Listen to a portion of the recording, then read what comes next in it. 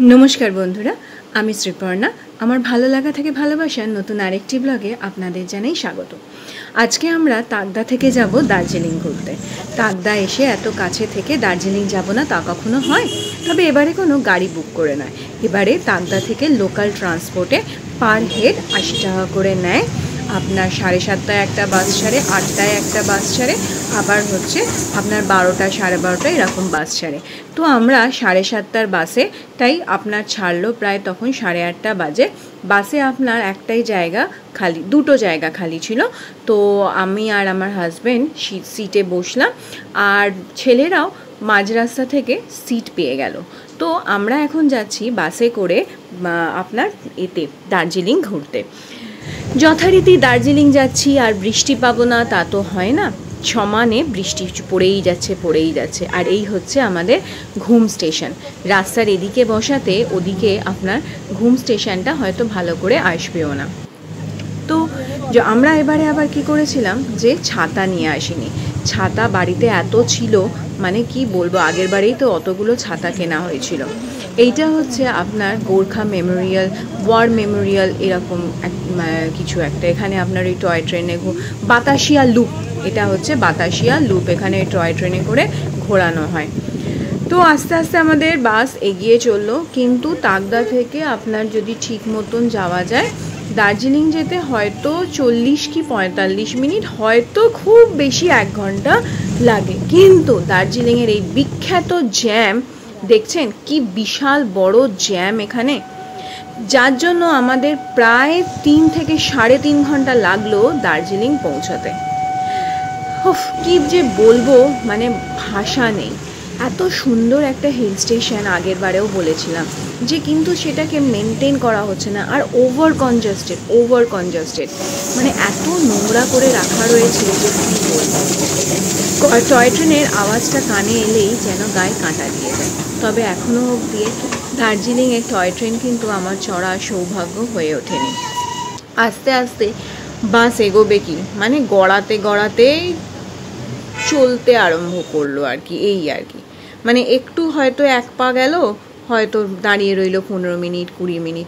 আর এখানে রয়েছে বিশাল বড় গ্যারেজ। যারা ধরুন দার্জিলিংয়ে গাড়ি নিয়ে আসেন তারা হয়তো এখানে পার্কিং করার ব্যবস্থা থাকে, তো এখানেই হয়তো গাড়ি রাখতে হয়। আবার আমরা এগিয়ে চললাম দার্জিলিংয়ে। এই যে এখানে একটা ইঞ্জিন সারানো করানো হচ্ছে।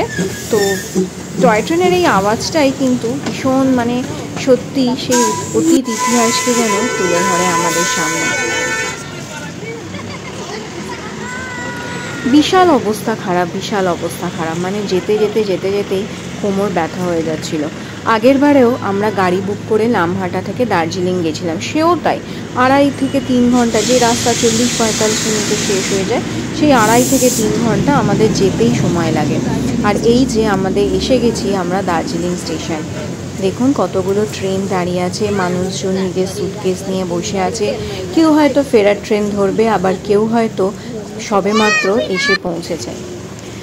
পাবলিক ট্রান্সপোর্টে বেশ ভালোই ভিড় হয়, কারণ এখানে তো আপনার তাকদা থেকে ডাইরেক্ট দার্জিলিংয়ে আপনার বাস যে যাচ্ছে, তাকদা থেকেও নয়, বাসটা অ্যাকচুয়ালি আসছিল তিনচুলে থেকে আপনার ডাইরেক্ট দার্জিলিং পর্যন্ত।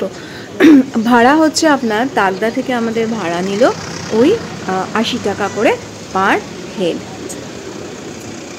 ঠাকুরকে ডাকছিলাম বৃষ্টিটা যেন বন্ধ হয়ে যায়। এর আগের বারে যখন এসেছিলাম বর্ষাকাল ছিল, তখন তো বৃষ্টি হবারই কথা, তো আমরা ভালো সেরকম ঘুরতে পারিনি আগের বারে। তো এবারে বলছিলাম যে ভগবান বৃষ্টিটা যেন বন্ধ হয়ে যায়, আমরা যেন অন্তত হেঁটে অন্তত একটু ঘুরে টুরে তারপরে আমরা গাড়িতে ওঠার পর বৃষ্টি হলে হবে। হ্যাঁ, একটু স্বার্থপরের মতন। তো যাই হোক গে, ভগবান কিন্তু কথাটা শুনেই নিলেন, তো বৃষ্টিটাও বন্ধ হয়ে গেল। আর এই যে দার্জিলিংয়ের এই বাস স্ট্যান্ড, বহু বছর আগে 2002-3 সালে যখন আমি দার্জিলিং এসেছিলাম, তখন আমাদের যে গাড়িটা আমরা সিকিম থেকে এসেছিলাম, গ্যাংটক থেকে, তো এইখানে নেমেই আমরা এই পোর্টারে করে মালপত্র নিয়ে এই রাস্তা দিয়ে উঠেছিলাম।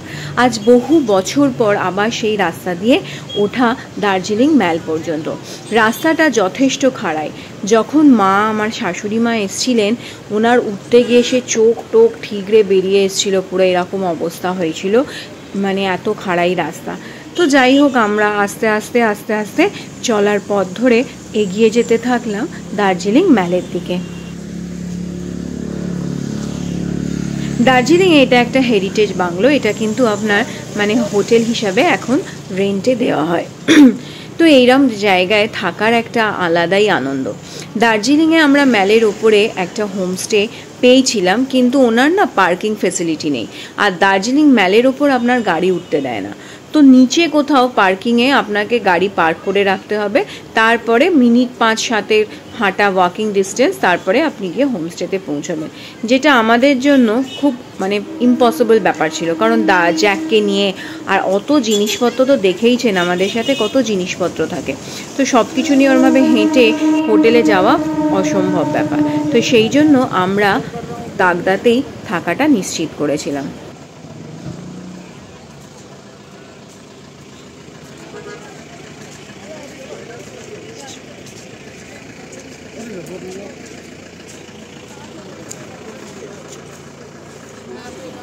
এখানে একটা বিশাল বড় সরস্বতী মায়ের মূর্তি আছে, আর এই হচ্ছে দার্জিলিংয়ে বিশাল বড় চার্চ, যেটা ম্যাল থেকে নিচে থেকেও দেখা যায়।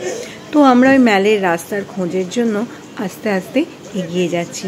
হয়তো আমরা ভুল রাস্তাতেই এসেছি, কারণ এদিক দিয়ে গেলে ওনারা জানালেন এদিক দিয়ে গেলে আমরা দার্জিলিং জু পৌঁছাবো।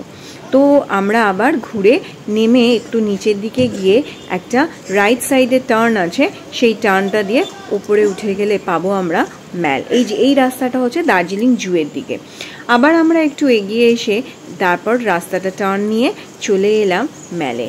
এই যে ম্যাল এসে গেছে, কিন্তু বৃষ্টি কিন্তু ঝিঝির করে সমানে পড়েই যাচ্ছে। ভগবানকে এখনও ডাকছি যেন বৃষ্টিটা জোরে না আসে, জোরে বৃষ্টি এলে কিন্তু পুরো ভিজে যাব, জুতো সমস্ত কিছু ভিজে যাব।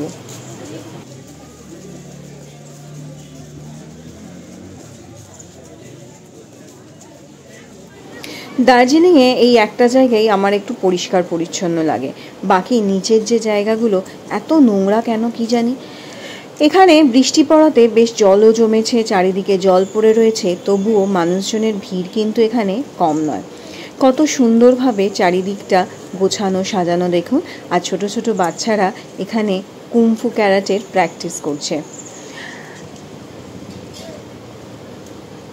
হয়তো এখানে কালী পুজোর প্যান্ডেল হয়েছিল বা এরকম কিছু একটা হবে ম্যালের ওপরে, বা কোনো টাংশন হয়েছিল, কিন্তু আমরা যখন গেলাম জিনিসটা কিন্তু মানে কিছুই আর ছিল না, বন্ধ ছিল।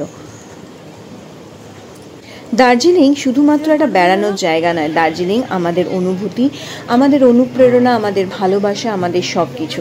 তাই 2003-এ আগের বারে এসে আর এবারেও এই 3বারও দুজনের এই যে হাঁটা শ্যুট করতে কিন্তু ভুললাম। কিন্তু কি বলবো জানেন, দার্জিলিংটাকে নিয়ে বড় মন খারাপও করে। এত সুন্দর একটা পাহাড়ি জায়গা, কিন্তু দেখুন কিভাবে মানুষজন নোংরা করে রাখে, সত্যি ভাবলেও খুব কষ্ট লাগে। কিন্তু কিছু যে করারও নেই আমাদের, আমরা খালি বলতেই পারি। সত্যি কি আমাদের কোনো কিছু করার নেই? বৃষ্টি অলরেডি আরম্ভ হয়ে গেছে, তো এবার আমরা আস্তে আস্তে নিচের দিকে নামছি, কারণ এখানে বেশিক্ষণ দাঁড়িয়ে থাকলে মুশকিল আছে। বাস আমাদের রয়েছে 1টার সময়, তো তার মধ্যে আমাদের নিচে পৌঁছতে হবে। আমরা এখানে এসে পৌঁছেছি প্রায় 11:30 নাগাদ। তো এই বাস ধরুন 1টা-1:30 নাগাদ নেক্সট বাস আছে, তো ওই 1:30টার মধ্যে আমাদের খেয়ে দিয়ে নিচে নেমে যেতে হবে। তো সেই জন্য একটু খাওয়ার দাওয়ার করব, আর হচ্ছে কিছু জিনিস টুকটাক দেওয়ার জন্য কিনবো। সেই যে আগেরবারে যে দোকানটা দেখিয়েছিলাম না, আর্নস কালেকশন, ওই দোকানটা খুঁজছিলাম। ওই দোকানটা থেকেই কিছু জিনিস কেনার ইচ্ছে আছে। চলো জিনিসগুলো দেখতে দেখতে এগিয়ে যাই, আর ইচ্ছা আছে লাঞ্চটা গ্লিনারিতে করবার।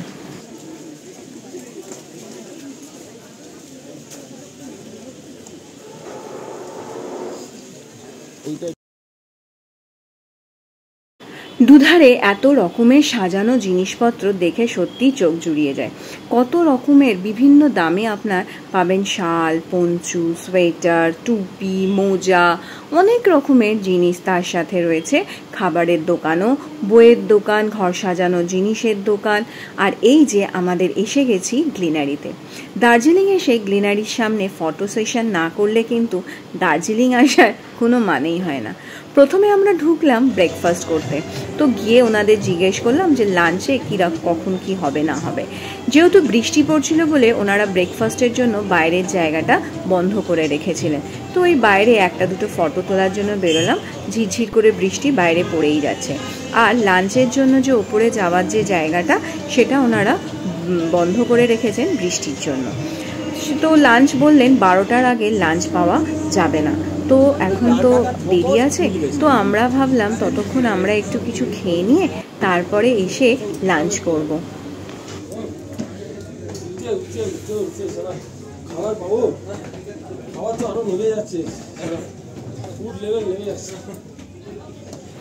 ভেতর দিয়েই ওপরে ওঠার সিঁড়ি, পৌঁছে গেলাম গ্লিনারির ওপরে যেখানে ওদের লাঞ্চ হয়। জায়গাটা কিন্তু বিশাল বড়, সবারই খুবই খিদে পেয়েছে হেঁটে হেঁটে। তার উপরে তাড়াহুড়োও করছি, কারণ হয়তো নিচে তাড়াতাড়ি নামতে হবে গাড়ি ধরার জন্য, না হলে এখানের তো যা রাস্তার অবস্থা, বাস কখন পাবো, তারপরেতে সে কখন ছাড়বে, আর এরম বিভৎস জ্যাম। ভেতরটা কিন্তু ভীষণই সাজানো গোছানো, তবে বাইরেটা প্রচণ্ড মেঘে পুরো একদম ঢেকে গেছে, আর বৃষ্টিও কিন্তু শুরু হয়ে গেছে। এখন প্রায় 12:30 বাজতে যায়, তবে এখনই ওনারা অর্ডার নেবে না। পাক্কা 12:30 বাজলে তবেই ওনারা অর্ডার নেবেন, না হলে কিন্তু। খাওয়া দাওয়া করে নিচে নেমে এলাম বাস ধরবো বলে, কিন্তু দুঃখের বিষয় যে 1:30টার বাসটা ছিল তাতে কোনো জায়গা ছিল না। সেই নিয়ে ওখানকার ড্রাইভারের সঙ্গে আমার হাজব্যান্ডের বিভৎস ঝামেলা হলো। আর উনি একটা কথা বললেন, গোর্খাল্যান্ডে এসে বাঙালি হয়ে এত বড় বড় কথা, আমরা নেপালি, আমরা দেখে নেবো, এই আবার কি ধরনের। আমার ঠিক ভালো লাগেনি ব্যাপারটা। সে যাই হোক, এই সমস্ত কন্ট্রোভার্সিতে না যাওয়াই ভালো, এসব কথা পরে বলবো। কিন্তু দার্জিলিংয়ে বিভৎস বৃষ্টি, বিভৎস বৃষ্টি মানে বিভৎস বৃষ্টি। যে বাসটা 2:30টায় ছাড়ার কথা সে এসে পৌঁছলো প্রায় 5টা বেজে গেছে। তখন আমরা আগের বাসেই আমার হাজব্যান্ডকে পাঠিয়ে দিলাম, কারণ ওদিক থেকে শাশুড়ি মা বলছেন যে জ্যাক নাকি টয়লেট করেনি। আমরা যখন তাকদা গিয়ে পৌঁছলাম তখন বাজে রাত 8টা। বিভৎস বিপর্যয়, ফোনে ব্যাটারি চার্জ নেই, কিছু নেই। আর তাকদা থেকে এত বৃষ্টি হচ্ছে, এত বৃষ্টি হচ্ছে, মানে এই রকম বৃষ্টি পাহাড়ি এলাকায় আমি কোনোদিন দেখিনি। চারিদিক অন্ধকার, শুধু জলের আওয়াজে কান পাতা দায় আপনার। রাত্রি 12টার সময় এত বৃষ্টি, মানে কন্টিনিউ যে সেই 3টে থেকে বৃষ্টি আরম্ভ হয়েছে তার কোনো সীমা নেই বৃষ্টি হওয়ার। জানি না কালকে আমাদের এখান থেকে বেরোনো রয়েছে, কিভাবে বেরোবো। ল্যান্ডস্লাইড যদি হয় তাহলে কিন্তু খুব বড় মুশকিলে পড়ব। ভগবানের কাছে প্রার্থনা করুন আমরা যেন ভালোভাবে। এখন বাজে রাত 11:15, প্রচণ্ড জোরে বৃষ্টি হচ্ছে। সেই সন্ধ্যে 6টা থেকে যে বৃষ্টি আরম্ভ হয়েছে, মুষলধারে বৃষ্টি হচ্ছে, তার সাথে মেঘ ডাকছে, বাজ পড়ছে। কালকে আমাদের এখান থেকে বেরিয়ে যাওয়ার কথা তাকদা থেকে, জানি না কালকে কি করে যাওয়া হবে। মানে মুষলধারে সেই মেঘ ভাঙা বৃষ্টির মতো বৃষ্টি হয়েই যাচ্ছে, হয়েই যাচ্ছে। ভগবানের কাছে প্রার্থনা করুন যাতে আমরা সুস্থভাবে কালকে মালদা পৌঁছে যেতে পারি, রাস্তায় যেন কোনো বিপর্যয় আর না আসে। সবাই ভালো থাকবেন, সুস্থ থাকবেন। আসি, নমস্কার।